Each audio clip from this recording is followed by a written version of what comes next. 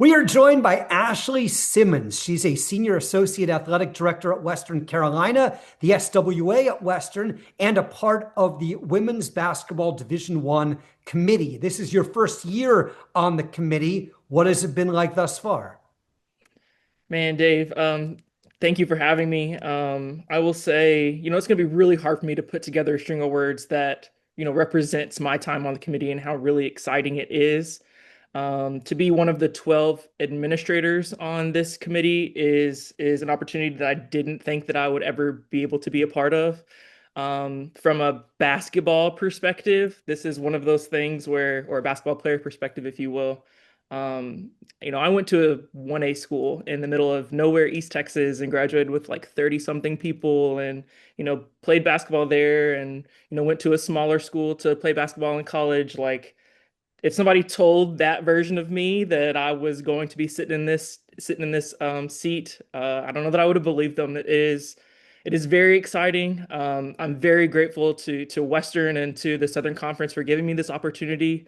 And I have to plug in my good friend Alex Gary and show him a little bit of gratitude as well, since his seat is the one that I'm taking over for the next couple of years. So, how did it come to be? Alex left his seat, and who asked you, and how did that process go? So, it was probably a couple of weeks after Alex had resigned and taken the job at SMU that the conference office reached out to me about, my interest in this committee, and I had to read the email a couple of times. I was kind of stunned, but like, what an incredible opportunity to be able to, be put in a position to be asked of this. It is an incredible honor to be able to represent the SoCon and even be thought of as someone to replace Alex's seat. But an incredible opportunity nonetheless. I without hesitation responded and told Doug King was actually the one who reached out to me and asked if I had the interest, and I immediately responded to him and said, absolutely, like this is kind of a once in a lifetime opportunity for me, and to kind of be in the position to take over the seat for somebody who has already done so much for me is pretty cool. So almost like the gift that keeps on giving, if you will. So now that you're on the committee, what is it like? Women's basketball play gets underway tonight in the SoCon. What is it like in terms of when did you start meeting? What games are you watching? What are you watching for? So I think it started right off the bat. I got really kind of ingrained in what this process looks like, Dave. Over the summer, we had week-long meetings in Philadelphia. Um, and I would like to, I would like to say that being in that space, we were meeting 8 to 5 every day, basically having some breaks for lunch. And so I'm getting the opportunity to meet the other committee members face to face. They're bringing in folks for us to talk about all kinds of things that relate to the tournament. But it really allowed me to see that this is, so much more than just, selection Sunday. So I'm sitting there and absorbing all of these things, asking questions, really making sure that my voice is heard and the voice of those that I'm representing is heard. And so you're seeing, all of these different things and people bringing up all these different topics from around the room and from different conferences and different administrative levels. And it allows you to understand that there's different perspectives of basketball that maybe I didn't experience or haven't experienced as of yet. Since then, we've had one other in-person meeting. We went to Phoenix, and got to tour the Mortgage Matchup Center, the newly named arena in Phoenix, where the Final Four will be hosting, and it was just an incredible just experience. We've had some calls, several calls in between then. Some with the men's basketball committee. So I've got to see Martin Newton a little bit more than usual. Um, and that's just allowed us to talk about more things that affect both of the committees, bracket expansion being one of those things, and those continued discussions and making sure that we're making that right decision not only for each of those tournaments but for the game itself, I think.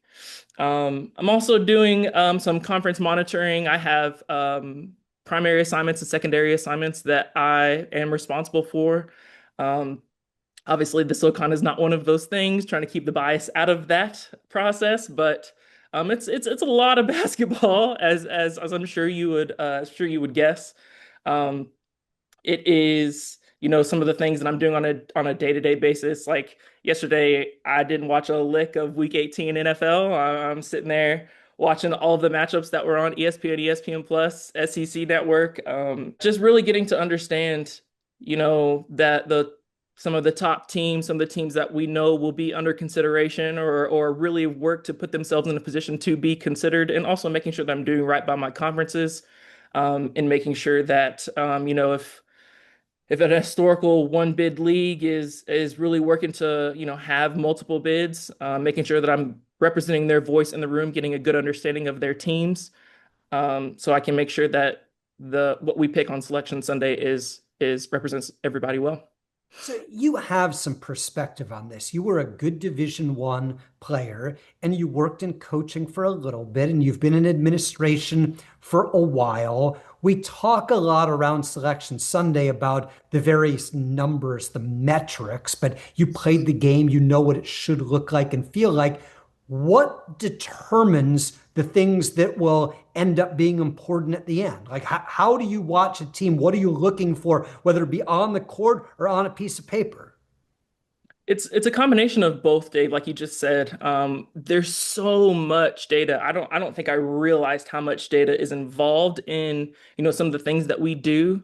But it's been very cool to see how these things are attached to each of these teams, and especially as the season progresses. Um, to be clear, I was an okay basketball player. I don't know about great, A but thousand points is uh, pretty good. it is to watch the basketball games and seeing the result. I'll give you an example of Iowa State and Baylor yesterday. Baylor's best player didn't score in the first half. They won by two. So to be able to, maybe that outcome was different, and somebody has to explain in the room, man, what's going on with Baylor? Why, they couldn't touch Iowa State for XYZ reason. To be able to see the game and realize that Talia Scott just wasn't having one of her better games. Um, Brought it out in the second half and was probably the reason they won. But it's to look at that different context around what happens in the games. It really is one of those things where um, anybody could show up and that could affect the outcome of the game. Somebody could get hurt in the first quarter and that could affect the outcome of a game. That's not something that you see on a stat sheet necessarily, or a team sheet that shows your net ranking, your strength of schedule, those kinds of things. So it's really important to make sure that that's integrated into the process for each committee member. The NCAA staff, and some of the leaders on the committee really did a great job in making sure that there was, some level setting for us new committee members. And so really showing us, okay, in your day to day, not just your conferences that you're assigned to, but from one through you name it, making sure that we're having a good understanding of what those teams are, how they've been playing, how they've been progressing. Now that conference is starting, what those matchups are that we need to keep an eye on, those kinds of things. And I would say of the conferences that I'm assigned to, the administrators there have done an incredible job of just, shooting me a text and saying, hey, so and so and so and so are playing tonight. We really didn't think it was going to be a good game so far, but the way they're playing, this could be pretty good. So it's a team effort, but I'm surrounded by a lot of good ones, so it's gonna be pretty fun. With non-conference play mostly over, all of that data is kind of set aside. It's been established. Like now, league teams are playing each other, but we know that league teams are going to get a win and get a loss. It's all going to even out. So, what can a league at this point do to further their hopes of getting extra bids, or is the hay in the barn on that? I think it's a matter of controlling what you can control. I can't, you know, what you affect on the court is all you can prepare for and it's all you can do. So obviously winning is going to be the biggest thing that they can do. But I would say winning and playing really well. That going back to, watching those games, that's what you're looking for. You could, really look at a team, their style of play, and just understand the caliber of team that they are in that, not something that would be indicated on a team sheet or within any of the data, but really going back and making sure that those teams are controlling what they can control, um, knowing that if they win, they take care of business, they win really well, that keeps them in the conversation, that keeps them a part of those discussions. Um, and hopefully whoever has the SoCon is able to maybe push maybe one of, maybe an additional team, or you name the league has the ability to get an additional team based off of, how those folks did within the conference. Conference play matters just as much as non-conference play. It still gives you the opportunity to, affect your position in our discussions, I would say. For a league like the SoCon, your perspective watching Western Carolina, seeing a lot of SoCon games, but now watching a million other games, what can a league like this do in order to kind of help their standing, help their seating, improve the product, if not this year, next year, or the year after? I think that's getting pretty creative with their scheduling. I know those conversations are happening now and years in advance, but it's making sure that you're doing your best to get an opportunity to maybe get an extra quad one, quad two, quad three game in. Um, as you know, with the transfer portal and everything else, those things, a team that's in the quad three or quad two could potentially turn to a quad one game quickly, or vice versa. And so it's doing your best to make sure you're putting yourself in a position to build that resume.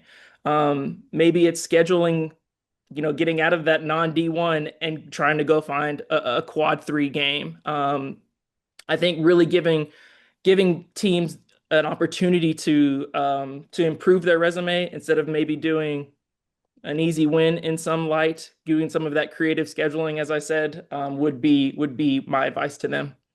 And you believe that scheduling more difficult helps you within the committee more so than, say, blowing somebody out.